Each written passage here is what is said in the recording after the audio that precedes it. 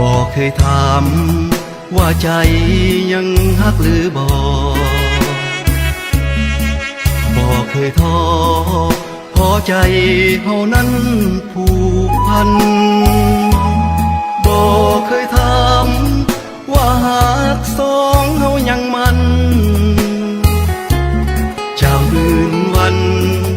พันปีก็บ่เหือดหายหากวันใด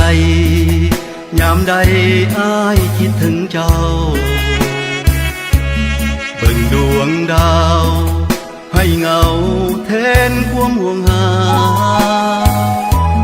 อยากจะบอกความในหัวใจบอกว่าทุกเวลาลมหายใจอ้ายมีเพียงน้องจงรอคอยความรักจากอ้ายอย่าหวั่นไหวขอใจเฮานั้นคู่กันจงถนอมกายใจน้องให้คงมันอย่าแปรผันอ้ายนั้นจะหวนกลับมาถ้าเป็นบุพเพของเฮาซาก่อนคงได้ย้อนหวนมาพบกันอีกทีจากปากของ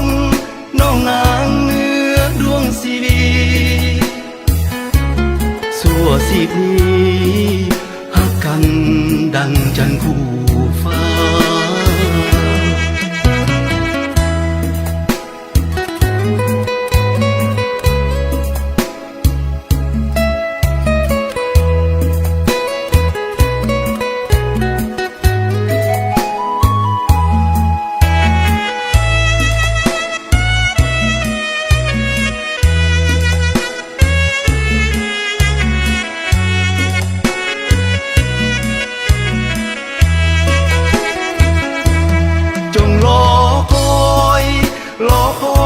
ความรักจากอ้าย